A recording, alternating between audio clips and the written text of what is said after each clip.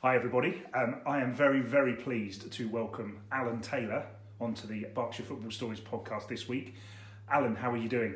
Very well, Tom, yeah, good to see you. And you, thank you, it's been a long, long time. Yeah, and how many years? 6 years? Something like that. Quite well. I almost feel bad because I think maybe it was even that last Taunton game before you finished up. I think it was Taunton, yeah. And that's probably a decade. That's nearly 10 years Is ago. It really? Which feels almost shameful for someone who, we'll come on to this, someone who kind of shaped my involvement in the game a little bit. I've been really excited to get you on here, and I know a lot of our audience has been really excited to speak to you as well. Yeah. So I'm going to kind of talk about your time as the Bracknell town manager, maybe a little bit about Farnborough as well, if you can remember that far back. Yeah, steady. So I wanted to start, there's probably something you don't know. When Mark Talentire and Clive Talentire stepped down, I just started following Bracknell in that period, and I worked in the Balfour Newsagents in Priestwood Square in Bracknell. I didn't know that. And Dave Mile, the late Dave Mile, was a regular customer. He'd come up and he was probably washing the team kit, now I come to think about it, in the laundry next door. And he came up, but I knew he was involved in the club, and I think he may have been the chairman at the time or just stepping down. And I said to him as a kid, I said, "Oh, Dave, do you know who's going to be the manager?" And he said, "Well, yeah, we've got this guy lined up. You've probably heard of him, Alan Taylor." No, not a clue. Not a clue. Yeah. But as it turned out, your appointment was just the start of a big 5 or 6 years for the club. And how did you get involved in managing the club? How did they approach you? How did it happen? Yeah, I packed up managing after 12 years at Farnborough sort of thing, and I dabbled a little bit to help a couple of people out who other clubs and that, but I had a phone call. Funny enough, I was shopping in Reading, and I had a phone call. I remember I was in John Lewis, and I had a phone call. It's Chris Nixon. Yeah. Because he knew of me through Farnborough. Yeah. He had good contacts there, and he sort of said, "Would I come and have a chat?" And to be honest, I had no real intention of getting back involved, but Chris, being a bit of a salesman as he is, sold the club to me. Yeah. And being a local club and everything, I thought, why not? And just like that at the time. But it turned out to be a great decision. I thoroughly enjoyed it. So were you Bracknell based at the time? Yeah, I was living I've always lived in Bracknell even when I was manager at Farnborough. Yeah. I was living in Bracknell. Oh wow, okay. I didn't know that. I must admit. Yeah. So Chris kind of sold the club to you because it was that at the time it would have been new ground coming up.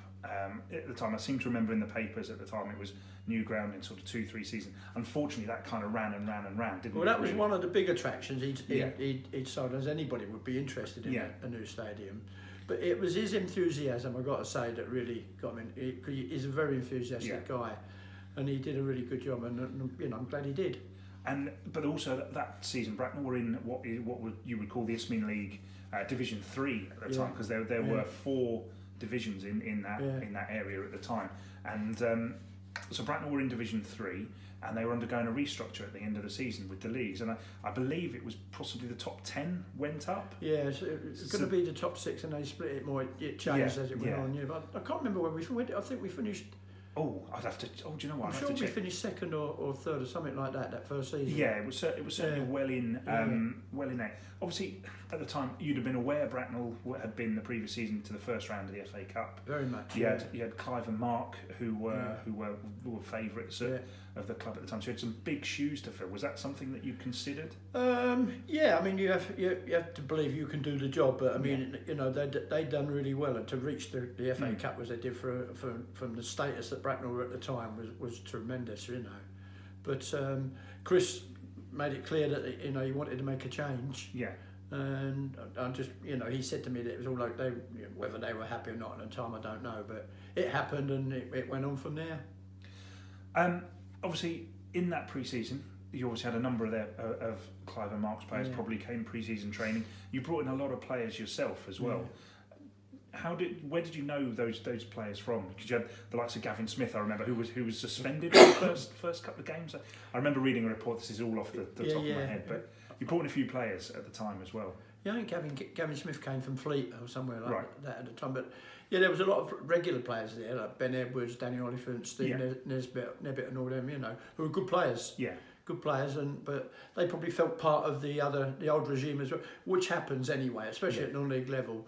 Players tend to follow managers around, and that's how the players who came to join us at the time. But of some of those, you obviously you started the season, and did you believe at the start of that season that you were going to get up? I don't know really, because I never worked at that level before, so I didn't really know or have a preconceived idea what the opposition would be like. But you learn after half a dozen, 10 games, something like that. And we started pretty well, and we gradually grew into have the belief, and the side evolved during that season. Yeah. The squad, some people left, and that, which is natural. You get that change. But we developed as the season went on. We evolved. Who was your assistant at the time? I was trying to find this out, and I couldn't. Tony Calvert. Oh, okay. Yes. Tony Calvert was number 2. Tony was really, really good. He was player assistant. Yeah. And he played for Aldershot and Farnborough, and he was a brilliant footballer. I remember even later on when he kind of made a bit of a comeback, and at sort of 45 or something, you could see he was clearly. Yeah, he was a great character, Tony. He was a really good footballer. Could have played at a much higher level, and he was a really good assistant as well. So he went on to manage a couple of clubs locally as well himself, didn't he? Yeah, he did. Wokingham certainly, and I believe Ash United in Hampshire as well. So, that season, obviously, promotion at the end of the season, kind of expected, but then in the summer, that's suddenly a jump up of effectively 2 divisions. Was that something that? Yeah, we went into, if I remember correctly, we went into Ryman 1. Yeah, I think it was 1 South. I think 1 it would South, and which was a good level. Yeah. And we done really well. We had a good season. I think we finished about 7th or 8th. No, that was the following season. That was the following season. So the first season we just about survived. That's right. You're right. Then the following season after. We had a tough season, because I remember you guys I think we went Tooting and Mitcham was away. Was it Tooting? Yeah, away. Yeah, I've still got the picture at home of you on the pitch and that. That final day of that season, I think it was the 2002-03 season, because the start of the season, it was Whiteleaf at home. I remember this vividly, because I'm thinking, these are teams I've never heard of. It was 0-0 that day, on a scorching hot day. Yeah. But I guess what I remember about it is we were very close to a lot of these teams, but somehow we were down the bottom. Yeah. And just on the final, I think we were 2-0 down. Yeah. And then James Glynn scored a couple of goals. He was a player I never heard of again. After he stopped playing for Bracknell. No, to be fair, I know, because he'd been at Wickham. Right. As a young lad, and he was a coach as well, but from someone, I don't know what he did really. He sort of faded out of football, which was a shame. Yeah, he was an absolutely smashing player. Good player. Really good player. Yeah, that was a big learning season, that one for us all. It was, as you say, it was a big step up. But we'll talk about some of the players in a little while. But you had some good players in that team.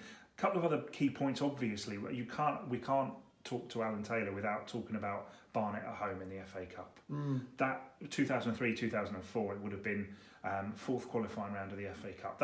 I think that season was the season that absolutely sealed it as I'm going to be a non-league fan forever. I'm going to be because you had Barnet at home in the FA Cup with 1,500 people, that sort of thing, and then you had the County Cup on the final game of that season, which I still rate as one of my biggest disappointments. Senior Cup, losing to Cheshire. I think that was the only time the club had made the final of the senior. I think it may well have been. Yeah. It was played at Adams Park. Wickham against Cheshire. Yeah, and we didn't really turn up on that day. No, we didn't do so well. But the Barnet game was a good memory for everybody. I mean, we should have won that game. There was no reason why Bracknell couldn't have gone on and done something in that game, because I didn't think Barnet were that much better. No, Martin Allen, I think, was in charge of that. Yes, he was. Yeah. Do you, West Ham connections? Is Martin someone you'd speak to, or? I'd known him from when I was at Farnborough, partly because we played West Ham one year when Harry Redknapp was manager. Right. We played them in a pre-season friendly, and Martin was playing, and I just got briefly to know him, but didn't know him really well. Yeah. But he was quite a character, and he was a good guy, And kind of bringing that many people to the ground, was that? Did you expect such a big crowd that day? No, I think we thought we'd get four figures. Yeah. I think you said it was 1,500. About 15, or it was between Was sort it? of. I think it was roughly between 1250 and 1500. Yeah, and I think we gave a good account of ourselves as Certainly well did, on the day. You know, should have won it to be fair. I think it was 1-0 at half time, if I remember rightly, and then came out and poor old Unders. I know John Underwood got an own goal. I've spoken to Neil Baker and John Underwood on the podcast a few weeks ago, and I know they mentioned it. And poor old Unders, I think you'd said keep it tight for a few minutes, and then in it goes. And it's just one of those things, unfortunately. Yeah, that's right. Come off his left foot. It could have been another first round, and suddenly at that point, Bracknell, it looks like. Do you think at that point Bracknell could have gone on and done something bigger? Because it all kind of changed. We had another season where finished quite high in the league, and then 2004-05 it switched to the Southern League. That was the turning point when we got switched to the Southern League. I thought we were on the right lines. Yeah. In the Ryman League, we were established at that higher level in the Ryman League, and we could have gone on to bigger and better things if they hadn't changed. Yeah. It was a real hard, tough ask for the players to have to travel as much as they did to play. We was going to places like Sutton Coldfield and that, you know. And it's interesting. I was reading an article in the paper with Neil Baker and John Underwood at the weekend in the non-league. They said they had the same when they were at Godalming. Yeah. You know, they were traveling. They couldn't ask players to travel all these places and give up the whole day, really. You know, when they had full-time jobs to do. Yeah. And because of course you'd built a team based on playing teams around London, around the M25, which isn't always the most pleasant of journeys, but it's certainly a lot closer than say Bedworth or Stourport and somebody. You know, go up to the Midlands every other week. They were 2.5, 3 hour each way journeys and that. You know. And so you kept the squad together. How did you manage to do that at that point? Camaraderie, I suppose. Yeah. You know, they were a pretty tight bunch of players. We always worked on the fact that players, it's good to have a good team spirit. Yeah. A bit like John and Neil had got at Slough at the moment. Yeah. They put a lot of credence on that. And we had the same, you know, a lot of loyalty. But I know, you know, people like Stuart Hammonds used to come and travel from where he was living near Stevenage. And coming over to play for Bracknell, it's sort of unheard of. When you'd think a club like Bracknell would be based with all local players. Yeah. He'd come and have a 2.5 hour journey, then had another 2.5 hours on top to get to Bedworth, as you say, or somewhere like that. I remember there was one summer in particular, and I can't remember exactly which one it was, but Hammer had said he was leaving, and because obviously the leagues were changing and all that, and I seem to remember that a lot of the players turned around and said, actually, we're okay with you staying. You don't have to train. Yeah. Or you know, you don't have to drive all the way here for training. I remember that being a. He was brilliant character. Yeah. As you just said, you know, he'd had that burden of a Saturday travelling all that way, then to the away games. Yeah. On top of that, 2 nights a week travelling over for training, and it just couldn't ask him to do it. It was totally unfair. And then you know, he was editor of the non-league newspaper. Yeah. And that took up a lot of his time, as you know. Yeah. Kind of that switch to Southern League. I think the thing, do you know what? I think the one game that always stands out for me. Do you remember we went down to Bashley away, and they were romping away with the league. Yeah. And they had 2 big ball blokes at fullback, left back and right back, and 2 big ball blokes up front. And all they seemed to do was leg it down either wing, pass it into the striker, and there was just nothing. I don't remember that game. No, it's one that always. Was it? I think it was 4-0 in the New Forest, didn't it? Yeah, and it always stood out for me because it's just like almost just watching on as a fan. It's like you kind of go all that way as a fan, and actually I think this is testament to your character and what you'd done at the time, in that went all that way, and it's, as a fan, should be absolutely furious that we've lost, and we've had and the manager has had no way of kind of dealing with what they were, but you just looked at it and went, look, Alan's got the best squad he can here. We just had no way of coping, and sometimes you just have to go. Well, that is the life of a non-league fan, isn't it? Really, and like you guys were, you know, in the group of you just went everywhere. Yeah. And I don't remember any complaint. Maybe you did, but you know, you lifted people with your attitude as much as we tried to lift you and that. You know. I think the only one where we had the ump, if I remember rightly, was the Sandhurst FA Cup game at home. And they had Mark Anderson playing for them, and I think Bracknell were absolutely useless. And playing a team from a division below, and in reverse, and got beat, and I think that was one day where we. We'd all probably got up on the wrong side of bed or something. That wasn't bad. 1 out of 3. That was pretty good. You must have been very patient. Oh, yeah, but this is the thing. So I think you fostered a team culture and a team where the players would all come in and talk to everyone after the game, win, lose or draw. There was no one was hiding. Well, it's funny. I think I remember one particular game in years before that at Farnborough. We were away to Morecambe last day of the season, and it's one of the biggest lessons I learned. We had to go up there to get a point to stay up in the conference that season. But there was an equation. There was about 3 or 4 teams, Telford or Veris, who could have all gone down. But we went to Morecambe and we got there by coach on quite a long journey, as you know. But when we got there, the supporters, there were loads. There'd been about 3 or 4 coach loads went up, and they were all in the bar, in the clubhouse. So I said to the boys, go in and see them, and just say hello to them and shake hands. And get a togetherness, build a togetherness with them. And whether it was 200 or 300 or 6 or 10, I think that's an important thing that you make the supporters feel part of the event and part of the club, part of the fabric, really. Obviously you went through that. There was some tough times. There was some great times as well. But 2007, you decided to retire. Was that what was behind that? Did you sort of just had enough, or? I think we'd probably come to the end of the term. I was finding the travelling as well, because my job had changed at that time, and I was travelling to Essex every day, which a bit Stuart Hammond in reverse really. But John was there. I think we had a meeting, and John took over, and it just went on from there really. I think I'd done something like 250, 300 games. So it was. I mean, it was a good. I think it was a good 6 years. Six seasons. After 12 years previously at Farnborough and then 6 days. It does take its toll on you a little bit, So. But, and I guess it becomes more difficult for you to find players that are going to improve things. And there's an old saying. I remember I was always told when I was a kid growing up in football, players only should really listen to one voice for 4 or 5 seasons. After that, you're saying the same thing, and it don't. So you need to rotate it. But with the financial situation at Bracknell, you couldn't rotate the squad so easily, and we didn't have the young players to put in so much at the time.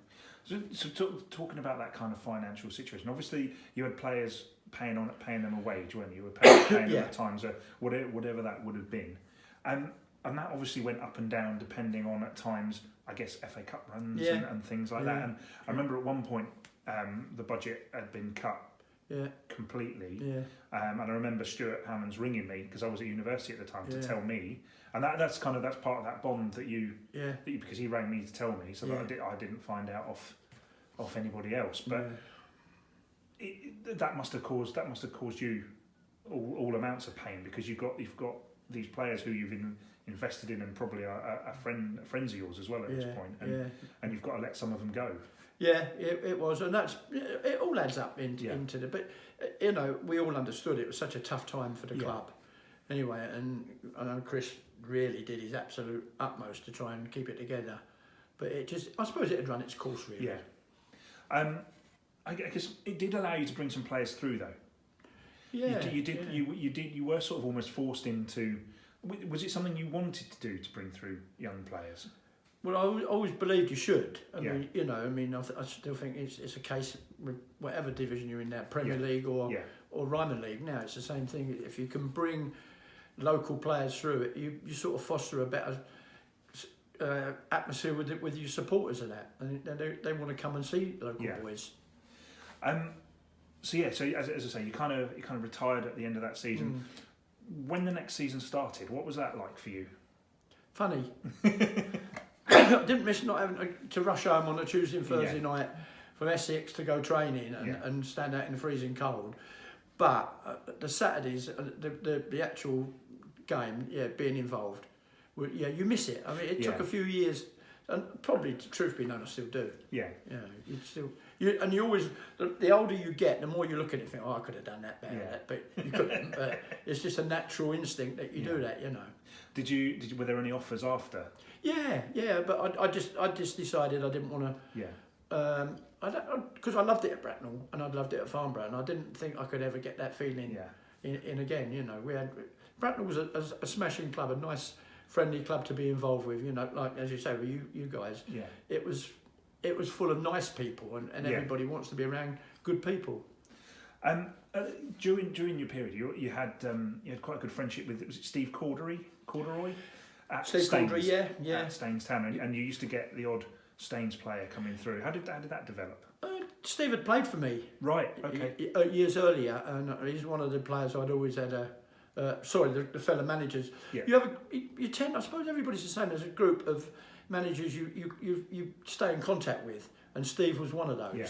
I always used to speak to him regularly, you know. And he was managing Staines who were at a high level, and if he had a player available, he'd phone me and say, "Look, would you be interested?" And we said, "Yeah." I literally can't think of a single player that we got in at the time off the top of my head. No. But there were a couple of excellent players you did get from Staines.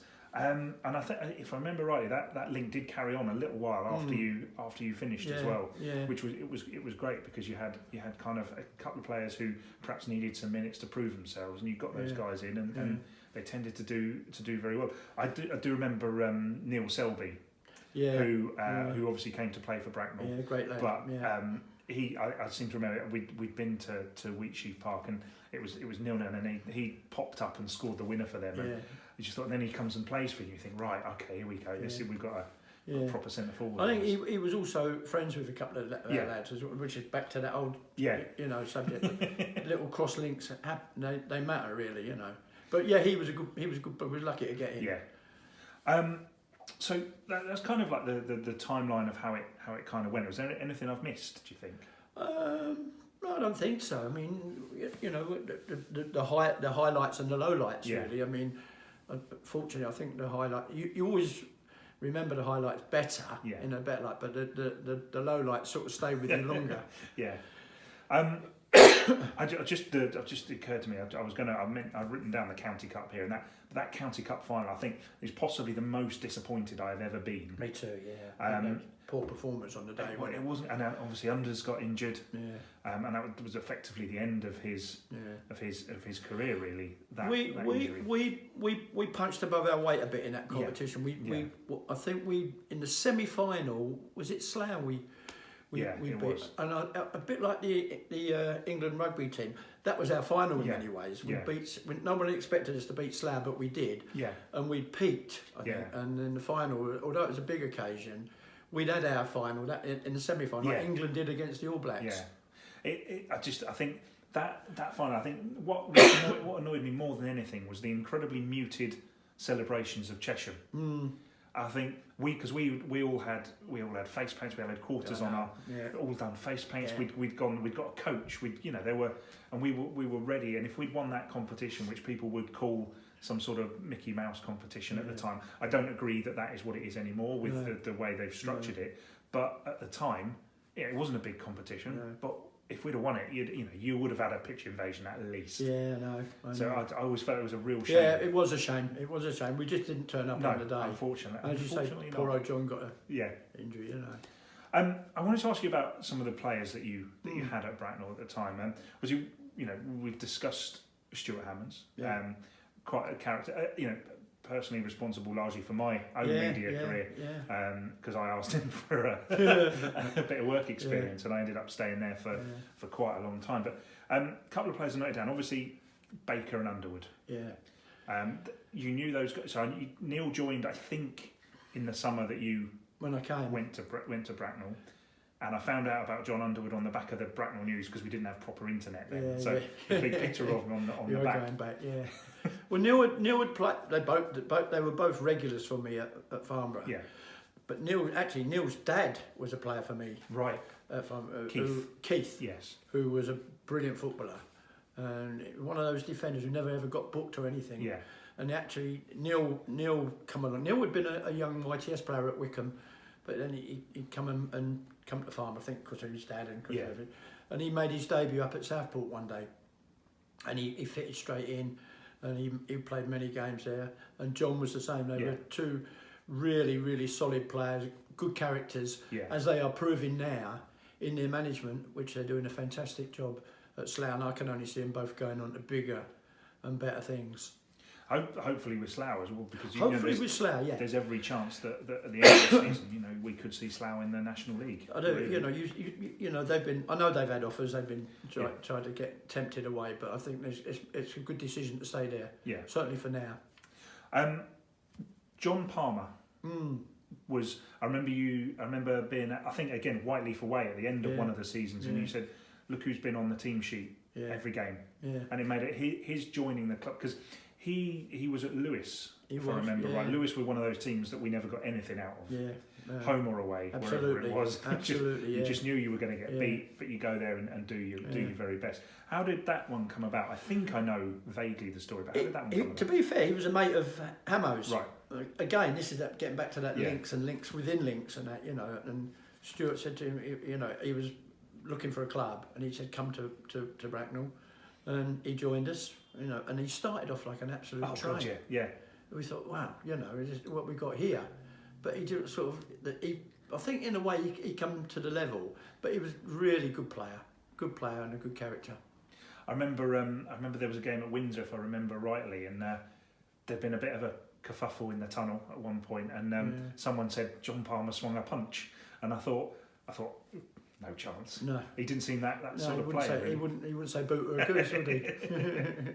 But he took the team up to a slightly higher level when he came in, and that unfortunately I think it probably, as you say, it probably just tailed off a little bit towards when he left. But he went on and carried. He played for Godalming and with Neil and John. So. But that was, as you say, that's the story that I remember it being him being a friend of Stuart and coming along. Yeah. Did you have to work hard to sign him in the summer because he was kind of on loan, wasn't he? Yeah, we did. He played hard to get actually. Right. Okay. He really did play hard to get, which been a good player. He's entitled to do so as well, But we pushed the boat out to get him at the time, and Chris was very supportive in helping us get him. It certainly worked out that following season anyway. Yeah. One I wanted to ask you about, Paul Harford. I have a theory about Paul Harford, which I'll tell you. Well, I'll tell you. Tell me first. My theory about Paul Harford was that he was a bit too good. Yeah.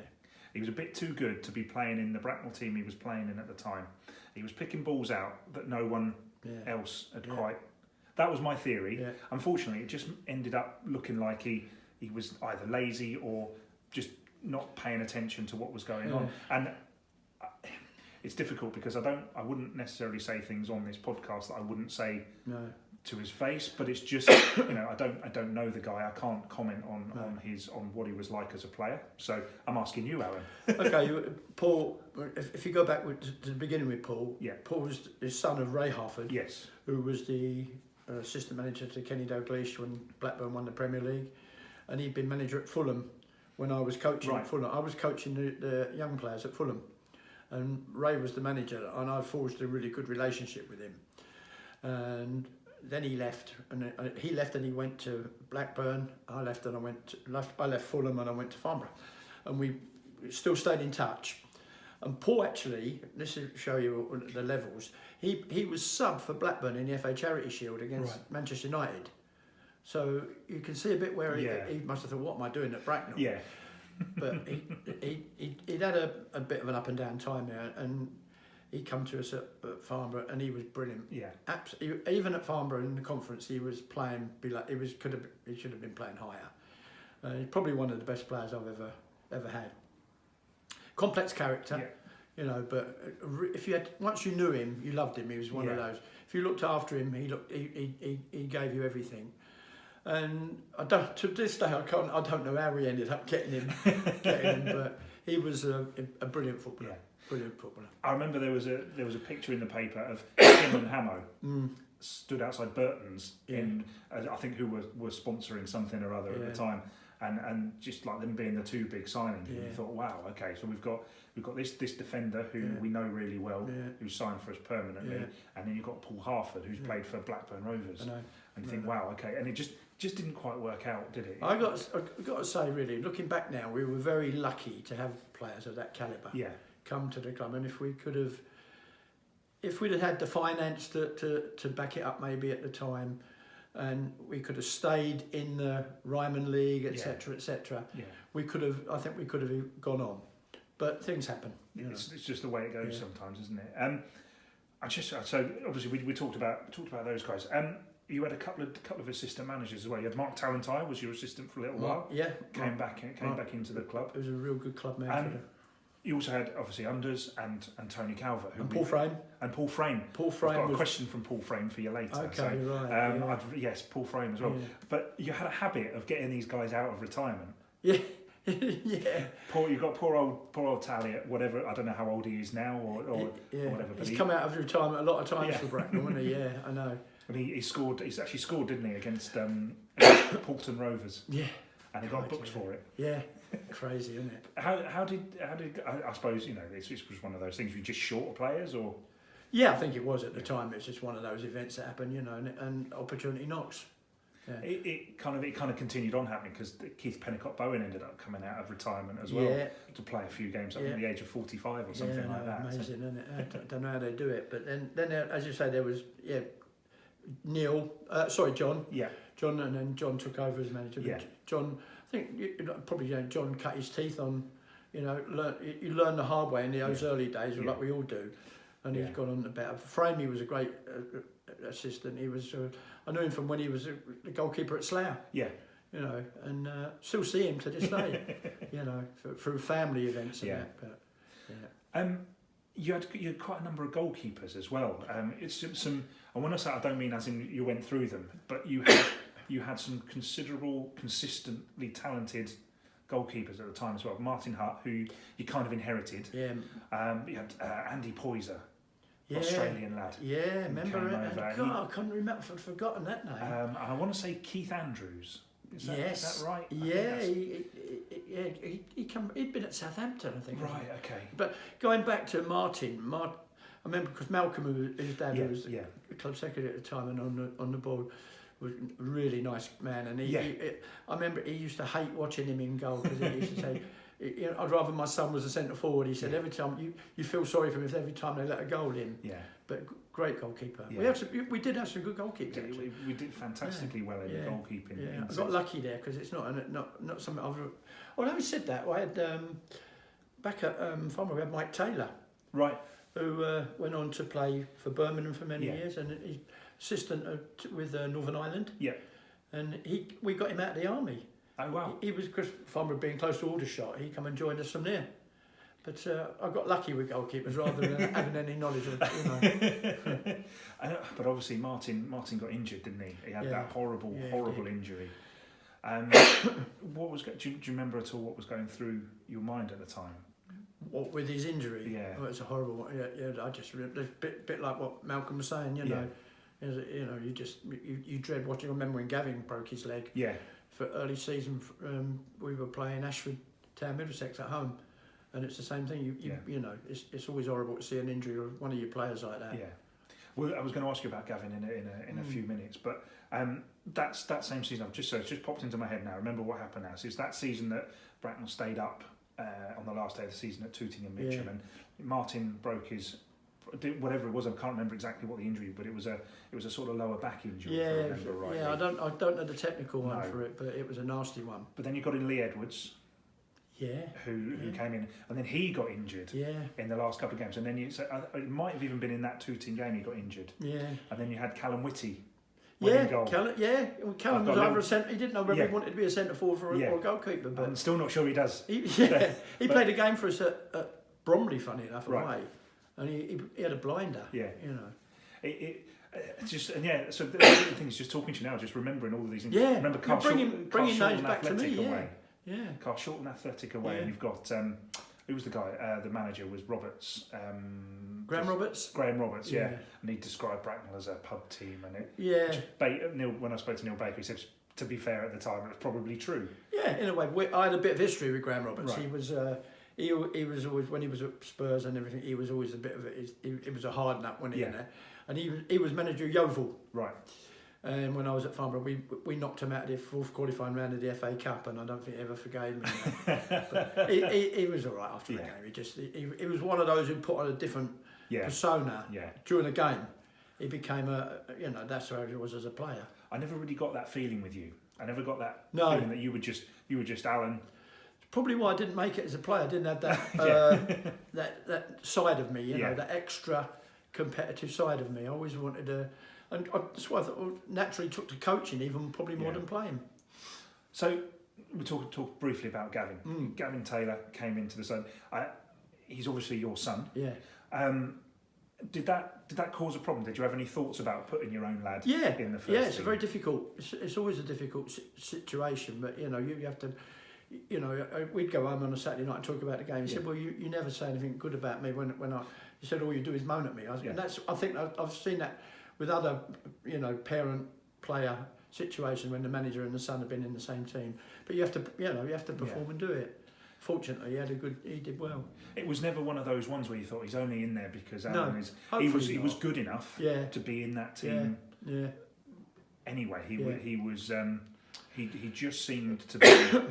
To be as good a player as was required to play at that level, and obviously he's gone on. He's working in America now. And he's coaching in America. Yeah, he's got a good job. He was at Fulham for 8 years as youth team coach, and then he got this job in California. And he's sitting here we are sitting in the freezing cold, and he's sitting in the sun. He's enjoying himself. So this is going to go like this. Unfortunately, it just occurred to me as well. Martin Douglas. Yeah, do you remember him? He was one of those lads came down from Scotland. Yeah. And, Stuart Hammond is still in touch with him. Yeah. Oh, really? Okay. Yeah, I think he's in touch with him on Facebook or something like that. I have been trying to get in touch with him for ages. Which I don't get involved in, but I know Stuart does. If you speak to Ammo, I think he said he's coming down at some stage. Okay. Yeah. Okay. He was a great character. See if we can go and have a chat with him. I don't know till this day how he come and joined us. I can't remember, but he certainly was a good player. Kind of in a way, just to kind of round things off. Obviously, we talked about like the supporters at the time. It's something that everybody sort of says, and I always wonder if it's actually true. But you've got that kind of support, that sort of singing. You had to drum. Was that not just annoying, or did it really? No. You needed it. You need to know you got. Yeah. You know, imagine what it'd be like to turn up with nobody. Yeah. You know, and whether it was 1,000 or 10, 20 or whatever. To have that group was important, you know. And as I said, that photo of you guys at Tooting, I've still got it indoors in my book, and it was a good memory. It was a good day. You know, you said the day that we let you down in the Bucks and Bucks in final. You know, you'd put face paint on and everything. Yeah. Great. See, I wouldn't call that I wouldn't say that was letting us down. Performance-wise on the pitch, we felt we let you down, but I know what you mean. You know. Because of the way that you'd fostered that culture of getting players in and talking to I don't recall. I remember everybody just being all disappointed. I don't remember anybody pointing a finger of blame at anybody, and we still scored. Yeah, there was still a goal. Yeah, we got one. I think something I learned from my dad. Like he always said, always talk to everybody. Stop and treat everybody the same as you want to be treated, and you know, always try and get. You know, always trying to get everybody's name, and with you guys, it was we knew each other's name. You know, that's probably what the beauty of non-league is all about. Yeah. You know, at the higher level, the players are just they're detached, aren't they, from it? Yeah. You know, it was a great time. You know, we had some absolutely blinding days, and I think I don't know whether you realise this, but all of these great days out, these great memories. You know, even myself knowing Darryl. Yeah, that was because of the team that you put together. Yeah, and if it wasn't for that, that never would have happened. If it wasn't for the fact that we had such a strong team, you know, in terms of personality and bond, that none of that would have happened, and probably we wouldn't be sitting here. No, still friends today. Yeah. So, you know, I still see a lot of those guys now, but that was because of the team that you put together. Yeah, but you were there. Behind us all the time, you know. So it was on and off the pitch. Yeah. I know it's an old cliche, but it was a team on and off the pitch. It really did feel like that at the time, certainly. And that's why we got such good memories. Yeah, you know, as I say, I mentioned to you before we started that this is the one podcast that everybody's been asking me about. When's it coming out? When's it coming out? And it's because of that. that kind of, even though it was, we're talking maybe 15 years ago now. Yeah. Because of that, it carried on. Yeah. So, Alan, I've got a couple of reader questions. I'll say a few. I will try and be as brief as possible with these. Mark Anderson. Mm-hmm. Remember Mark Anderson? Yeah. What a player! Saw him what a striker! Dud's funeral as well. Yeah. What a striker! He said, "Did you enjoy being a coach, assistant, or a manager the most?" I suppose you push that on the success you had at any given time. Good question, because when you're assistant, the buck doesn't stop you. It's easy, but you always think I could do better. You always think I could be the manager. But to be fair, I was probably assistant manager at Farnborough for like 200 odd games. Yeah. And I never thought I could, because the manager was such a strong manager who was in front of me. Yeah. And I never thought I could go on and make those decisions. But when you're thrown into the spotlight and you have to make the decision, you can't sit there and not make a decision, so you've got to do it. But it's a really good question.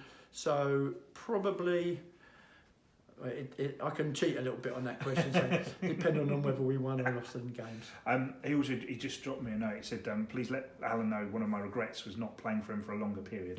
A great guy, someone I admired since I was 16-year-old in Farnborough's youth team. Yeah. Mark was probably the best finisher of any local, of the areas where we've all come from, Farnborough, Aldershot, Bracknell, whatever. He was the best natural finisher and could have played at much, much higher level. Great lad. Still, I believe the last player Bracknell actually paid any money for. Was it? Back in the day, yeah. Right. I don't know whether they've paid for anyone since, but I believe that was from Aldershot when he joined from Aldershot. Okay. However long ago that was. Tony Hardy. Yes. Says, more important than anything, how is your health? Yeah, I'm fine now. I've had a few scares last few years. Had a bit of a heart scare 4 years ago, and I had cancer last year, 18 months ago, but I got the all clear, so that's good. That's good, but thanks, Tone. That's very nice of you. I miss not seeing him on the train of a morning. Used to bump into him on the train, but another one of the people who stood behind us, four square, and really part of the fabric. Dave Harbour sent a question. It's not one I would necessarily want to ask in the way that he's asked it. It's, but he's asked the worst player you ever signed on. I don't necessarily want to go down that name and stuff. But was there anyone that you it was sort of disappointing? Someone you had high hopes for? And I wonder if we've perhaps already answered this question. But anybody that sort of was kind of you signed, you had great hopes for, and it didn't quite. I can't remember actually. I can't think of anybody because if I did, that would have been a failure on my behalf not to have spotted it. If I was signed them, so that wouldn't have been the player's fault. That would have been my fault.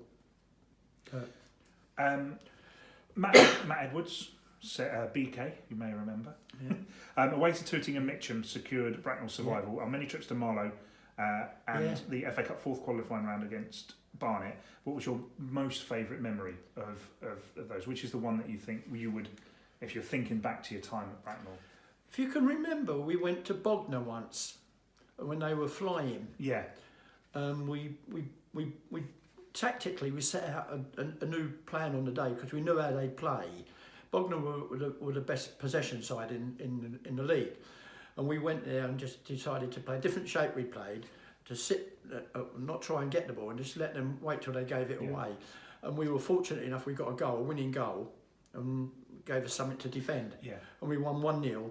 So that was a tactic, from a tactical point of view, that was an important one. Whiteleaf at home, we won. Yeah. We beat Whiteleaf 10-1. Oh, yes. On a Monday or Tuesday night. I wasn't there. I was at a barbecue. You're joking. I was at a fireworks thing. Oh, yeah. Or Christmas because it was a night game, wasn't it? Yeah. And I remember the manager, because he was crestfallen, their manager, and I phoned him the next day to apologise. And I said to our players, don't go celebrating and in their faces, because it's bad enough to lose 10-1. They've got to travel all the way home. Yeah. But that was the nigh on perfect performance. Getting to the Barnet game was a good one. You know. But there was a lot of games, but Basingstoke home and away rings true. Basingstoke home and away was terrific again. Yeah. It's sort of kind of that sort of comment. Lee Trowbridge has sent me a couple of questions. One of those against Basingstoke. How far do you think Adam Crittenden could have gone? Again, Critz was he was an enigma. Yes. Critz, if you really wanted to sum him up, probably the most skillful of the lot of the players we had. Somebody he reminds me of in the professional game now. And I can't quite put a finger. I keep seeing him in certain. You see players within certain players, but he was. He'd rather go off and have a fag than play. He was quite happy, but very good player. I remember him a couple of times there. He'd been on the bench. It might have been Croydon Athletic away, and he'd come over and have a sneaky cigarette while you were all in there. Funny enough, you remember funny things like you'd sit if he was sub, he'd be sitting on the bench, and he was wrapped up to the nines, and he could never. You thought, how's he going to go and get warmed up and go? It takes you back. Funny enough, you talking about Tony Calvert. He was sub on the bench once at Farnborough, and this was the funniest thing has ever happened. We're playing, and the manager, I was assistant, and the manager said, "Tone, go and get warmed up." And he weren't there. He was sub, but he weren't on the bench. His wife had come down and got him. He'd locked her out of the car, so he'd had to go in his tracksuit and let her into the car or something. I mentioned Lee had a couple of other questions. If we'd stayed in the Ryman League, do you think Bracknell would have got promoted? I know we've kind of talked about this, but you'd agree the move? 100%. That was my biggest regret at Bracknell, that we got moved from league to another league. Not to say we'd have won it or got promoted, but as I say, I think we were 8th at last season, and we'd gone to somewhere like Croydon Athletic and won, who were one of the top teams, who won 1-0 away, and we knew we were good enough to challenge. Whether we'd have done it or not, but we're certainly good enough to challenge. But it's a great question, and that is my biggest regret, that we got moved league. One final one from Lee, and then I've got one more after this, and then we're all done now. Great. Lee says, is there anyone that stands out, any player that stands out that you tried to bring to Bracknell but didn't quite come off? Eric Cantona. No, we did. I can't really remember. We were pretty successful when we went for a player, because we had a good reputation for being a place where people would enjoy their football. We couldn't pay the wages, and so we didn't bother going up after a lot we could have got, But nobody springs to mind totally. But it's a really good question. I remember just being surprised that we had a player like Enko Ekoku come into play for us. He's one I knew this was going to happen all through this chat with you, that things pop back into my head. The names are Well, Enko, Enko had been at Sutton, right? Because his brother Ethan Ekoku played for Norwich and somebody else I can't remember. But I knew him through Sutton, through John Rains, who was the manager there, was another friend in that, and. I don't know how he come to join us, but he was a hell of a player. I wouldn't want to argue with him on the pitch. He was a giant, wasn't he? He was fantastic. He was absolutely brilliant. Nice guy. I know. Yeah. Again, fits that bill of. I still speak to him. I got him on Facebook and I speak to him. Not for a long time. Say hello for me. Yeah, say hello for me. And the last one comes from Paul Frame, one of your former assistants. And I get, I think it's one of those, you're going to cover this stuff throughout, but it says, Alan, there's a number of ex-players now applying their trades in management and coaching. Some were obvious management candidates, some were less so. But is there a standout player that you always expected to go and manage, and what does he think those now managing would have taken from your management? Probably one or two of the players I had at Farnborough at the time, like David Harlow, who played for England on league level, and who I always thought would become a manager. And he did for a while, but I think he has a business and that to run. John and Neil, I knew they'd have it through their love of the game and their knowledge of the game. And unfortunately, they were centre halves. I was thinking midfield players make the best managers, but I'm so proud of what they've done. Yeah. I really am. They've done well, but nobody springs to mind who I'm surprised hasn't. I suppose you go back to the name you mentioned earlier, James Glynn. He was a good thinker in the game. He was a deep thinker. But you also get people who some people never believe they'll ever be a manager and do become managers. Like I didn't think John Palmer would ever want to. Gavin Smith has, Gavin's done it. I know Mark Anderson has, Mark, because Mark understands the game as well, you know. But no, there's an awful lot. Some of the names you keep coming up, I'm sure I'll get in the car afterwards and I'll remember some names. I should have said that, but yeah. I ended up playing for a friend's cricket team in a football match against the must have been the Twyford something whatever. Yeah. And I ended up marking bloody Simon Teague. Oh yeah. It was still as fast. He was still as fast as he was. Yeah. Well, I see Teague now when he picks he lives near me and I see him picking his kids up from school now some days. But he had another one with a good career. He was at Bristol Rovers, wasn't he, in places? Yeah, he did. Yeah. I was just marking. I was like, oh god. No one else obviously knew who he was, but I saw him. He was fast, wasn't he? Good player. Yeah, I just thought, oh god, this is going to be me for the afternoon. So. Alan, just to finish off, quarters. What did you reckon? Was that? Did you like the quarter kit that we had? The kit. I wonder what you meant. Really, no. No. Why not? What's wrong with it? It's perfect. It is perfect. Yeah. But the kit we had was. Oh God, yes. Could have been more modernised as a kit, as a shirt. Yeah. But the actual colours were terrific. I like different kits, and you know, because I think it's great for supporters to stand out in something like that. Yeah. So we you know, it's one of them things. If we'd had more money, we could have got, you know, some more modern manufacturer. It was very thick. I've got one in the one in the car. And obviously, you know, when we last saw each other at Daryl's funeral, a few of us were wearing them. I know, that was lovely. But they were very thick. Yeah, yeah. No, I know. I like the design. It was the manufacturer, I think. Okay. I think they're defunct now, so we can. Yeah, they're in all red now. I think. Yes, they're all red with white.